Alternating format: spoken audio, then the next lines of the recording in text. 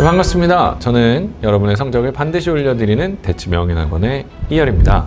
고등 내신의 중요성, 중3 영어 공부법 말씀을 드릴 건데 사실 꼭 중3이 들어도 되는 건 아니고요. 중등 1학년, 2학년, 그 다음에 고등학교 2학년도 들어도 됩니다. 고등학교 1학년 당연히 되고요. 가장 중요한, 여러분 인생에서 가장 중요한 시험이 뭘 것 같으세요, 여러분? 저는 고등학교 1학년 내신 시험이라고 자신 있게 말씀드리고 싶어요. 왜 그러냐면 사실 수능도 중요하죠. 그렇지만 영어에서 수능 1등급의 비율과 내신 1등급의 비율만 비교해봐도 알 수 있어요. 고등학교 1학년 때 보통 모의고사 1등급의 비율은 한 30% 정도 됩니다. 한 학교에서. 그런데 내신 1등급의 비율은 4%밖에 안 되죠.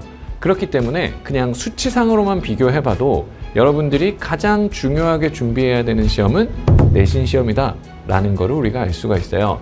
그러면 내신을 잘 준비하기 위해선 내신이 무엇인지, 그리고 여러분들은 지금 무엇을 하면 안 되는지, 그리고 뭘 해야 되는지에 대해서 이야기를 나눠봐야 되겠죠. 내신 시험의 중요성에 대해서는 사실은 한계가 없이 말할 수 있습니다만 가장 중요한 포인트를 뽑으라고 하면 여러분들 내신 성적이 좋은 친구들은요, 선택의 폭이 넓어집니다.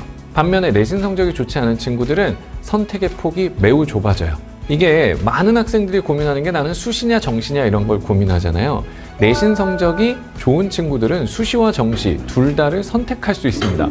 하지만 내신 성적이 좋지 않은 친구들은 수시나 정시 둘 중에 하나에게 선택을 당하게 되죠. 그렇기 때문에 여러분들 내신 성적이 왜 중요한지에 대해서는 충분히 공감이 되셨을 거라고 생각해요. 자, 그렇다면 고등학교 1학년이 되기 위해서 준비를 하고 있는 중학생들, 제가 대표적으로 중3이라고 말했습니다만 무조건 중3만은 아니에요. 중학생들이 해서는 안 되는 거, 이거는 학생들도 잘 들어야 되고 학부모님들도 잘 들으셔야 됩니다.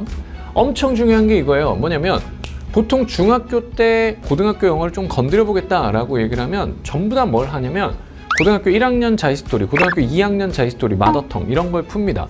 그러면서 고등학교 1학년에서는 모의고사가 몇 등급 정도 나오고 고등학교 2학년 수준의 모의고사를 보면 몇 등급 정도 나온다, 이런 얘기들을 주로 해요. 자, 그런데 아까도 말씀드렸죠. 내신 시험이 훨씬 더 중요한 상황에서 여러분들은 그 애매한 모의고사 성적만을 만들어 놓고 영어를 어느 정도 끝냈다라고 생각을 하고 있다면 여러분들에게 주어진 그 많은 시간을 어떻게 보면 낭비하고 있는 것일 수 있어요. 그래서 절대 하면 안 되는 거, 내가 고등학교 2학년 모의고사를 풀었는데 2등급 이상이 나왔습니다, 이런 얘기, 아니 이런 생각 자체를 하시면 안 돼요. 왜요? 고등학교 1학년, 2학년 모의고사는 여러분들의 실력을 정확하게 평가할 척도로 기능할 수가 없습니다.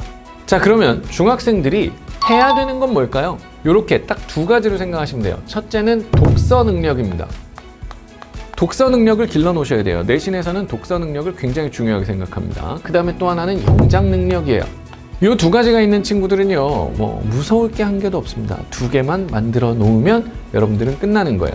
자, 독서라는 게 뭐냐면 글을 정확하게 읽고 이 글에서 말하고자 하는 바가 무엇인지를 아는 거가 1단계. 선생님이 무슨 문제를 낼 것 같다, 출제 원리가 보여야 돼요. 정말 내신 성적을 안정적으로 고득점을 하는 친구들이 절대로 입에 담지 않는 말이 있습니다. 그게 뭘까요? 우리 선생님이 찍어준 문제가 그대로 나왔답니다. 선생님이 찍어준 문제가 나왔다, 그런 얘기도 학생들이 입에 달고 다니잖아요.